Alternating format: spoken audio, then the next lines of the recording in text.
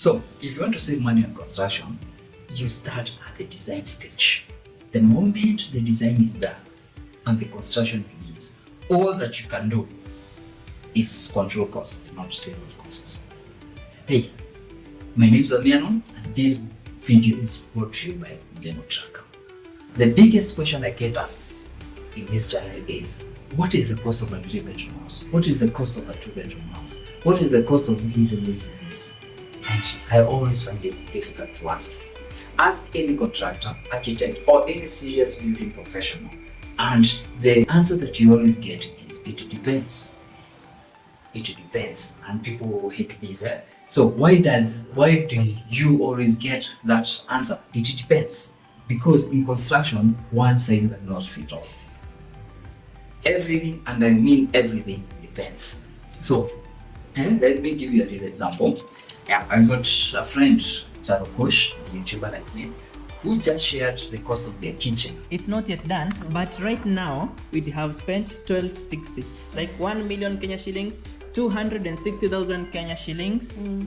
Interior part. See, you're not even calculating the walls. The interior cost of their kitchen went to about 1.3 million. Yeah, 1.3 million for the kitchen. And my whole house, guys, is 883,000 Kenya shillings. A 2-bedroom. Their house, the entire house is a 225 meter square bungalow, and is projected to cost 9 million Kenya shillings. And so far they have spent about 7 million Kenya shillings. What makes construction expensive? There are so many factors that generally make construction expensive, but in this video I want to concentrate on the primary factors, and there are just two primary factors, and that is size and finishes.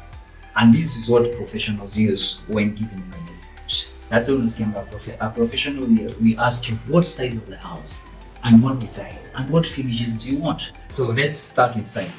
And with size, I give you a good example. Last year I built 2 homes for people about my area, and these 2 homes were coincidentally identical, almost identical. But one was a 3-bedroom, 67 meter square, which cost us 1.8 million to build. Just very minor, just the exterior part, Lord Marina. And the other house was a 2-bedroom, 85 meter square house, which cost us about 2.1 to 2.2 million Kenya shillings.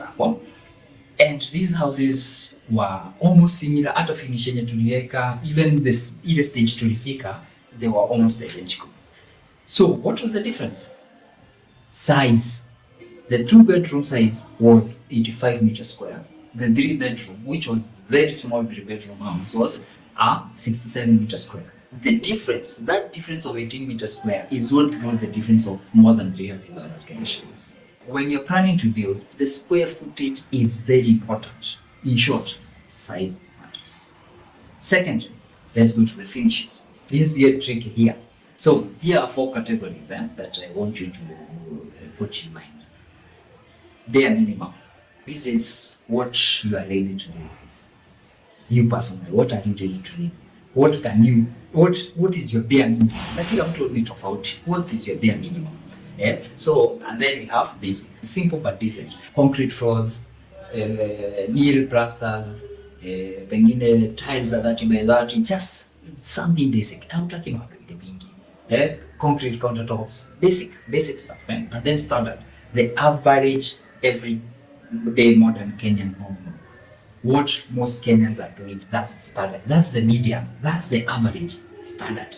That's what Kenyans are looking for towards nowadays. So that's basically the standard house that we're talking about. And then we have luxury or the design. Inanga limitation. It's high-end stuff, imported tiles, whatever you can afford, do it. Yeah. Here's I'll give you a good example.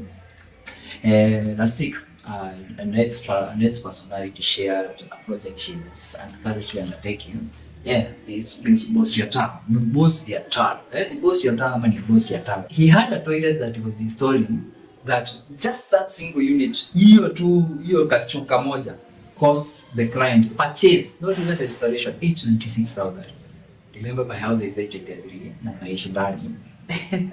Yes, you had like, and a functional toilet. My toilet, by the way, I bought it at 10,000 plus mpaka nilinunua bidet, yeah, at about 10,000. And you can get even toilets at even as low as 5k. Na zingine hata unapata za kwanza ukipata Chinese toilets whatever they are there. Those even you have you buy them every setup at about 3,000. Yeah, and then let's go back to the 1.3 million kitchen. Yeah. They used there are some sasa hapa kwa finishes, and why was it expensive? It's because of what they went for. There are some boards that they explained there. The total cost of their boards was 395,000, and there were some boards that they explained in that video or in their project that all the 3 boards cost about 100k, particle boards, from PG Bison. So total cost of the boards zao iliwa cost 395,000. Whereas unaweza enda pale ukatuma NDF 3,500 NDF kama 10 na story iisha. 95,000, 95,000. It all depends. So but it always it's just the feeling. What are you desire? What is your desire? You see, it's all about that. So when you're talking about bare minimum, I'll give you a good example. With me, I always try to use myself as the example. I made many sacrifices in that build, and I've shared them. And if you remember, my kitchen, when I moved in, my kitchen it was not done. And if you check my kitchen, I went with concrete countertops. And this was specific. By then, my house was specifically designed to save on costs. Even check the roof. That design was there to save on cost. We come on the roof later. But I go check my kitchen. My kitchen, a very basic double sink. Tap nilijitreat kidogo nikaenda na tap ya was it about 2,500, whereas a 250 shillings tap can work, but nilikuwa nataka kuchange size because it's a double sink kitchen, double sink. Ukienda kwa bathroom yangu, the wash basin, I went for the cheapest option, the smallest cheapest option, 12,500 shillings. Yeah. So ukiangalia countertop yangu hizo za concrete niliweka tiles, the big tiles. Ningeweka hata zile 30 by 30 tiles which are even cheaper, but I treated myself. So sikuenda kwa bare minimum, nilienda kwa basic na standard, somewhere in between them. And to this day, I still have no cabinetry and my house is functioning. So I'm in between bare minimum and standard at some things. So tutaita nyumba yangu very basic. Yeah. And this works for me. This works for me. So I give you a general idea of where construction costs are today in Kenya. So if you are building a bare minimum house using these 2 metrics, which is size and finishes, for a bare minimum house, well, ili uweze kuingia, let's assume unataka tu kujenga structure na madirisha uingie, work with about for anywhere between 15,000 to 36,000 per square meter. So you have to make sure that you're working with size and working with the finishes that you want. So for bare minimum unataka tu kujenga nyumba uingie, the rest will come later. That's about 15,000 to 30,000 per square meter. If you want a basic finish, basic finish is in hizo concrete floors, Miro, whatever, work anywhere between 30 to 35,000. At least you get something fully finished na utaishi vizuri na itakuwa sambamba. And then if you want a standard finish, a standard house, what is the median house? Work anywhere between 35,000 to 45,000. Because standard is a mix of luxury, it's a mix of basics. Yani kuna sacrifices unabeki, kuna zingine umeki either to you're just somewhere and some things work well. And if you don't want any sacrifices, you just want a standard finished house, now you're on the upper echelon of 45,000. And now, if you want luxury or desire, anything between more than 45,000 kwenda juu, hata unaweza fikisha 100,000. I have seen houses being built at 100,000 per square meter. So when you hear architects or contractors give you a quote, these are the metrics that they use: size and finishes, and that's basically it. Here's the thing: knowing the cost is not enough. Keeping track of the costs will also save you a lot of money, and that's how you can control costs. So earlier in the video, I say saving when the design is done, The only thing that you can do now is control your costs. And that's where I bring in Mzengo Tracker. Mzengo Tracker is that tool that will enable you to track every expense in your construction. Are you a builder? Are you a pro? Are you a self-builder? Are you a first-time builder? Mzengo Tracker is that tool for you.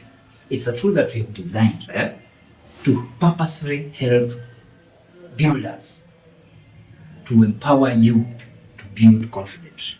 So what is Mzengo Tracker, you may ask? It's an app or an online platform that you can access through Google phone or download it on the Play Store. You need to go to App Store, but we are on the way. We are on our way there, and you can just use it on your phone. We even have AI features where you can just scan your receipts and then upload outright. So if you want to build smart and keep track of all costs and control your costs, Mzengo Tracker is the tool for you. Build smart, track everything. In the next video, I will talk about secondary factors that silently drive up your construction costs. I talked about my roofing, which the design was purposely made to save on cost. And the other reasons that, like the roofing design, the other main reasons that we escalate your costs, which are now the secondary factors, such as the foundation, plumbing, the bathroom, how many bathrooms you are. And by the way, if you build a house with stairs, you are no longer working on a budget. And even the shape or the corners, how many corners you have, or how many verandas you have. So make sure to hit the like button. In the pilot, hit the like button, turn on the notification bell so that you don't miss out. Until then, keep building wisely. See you next time.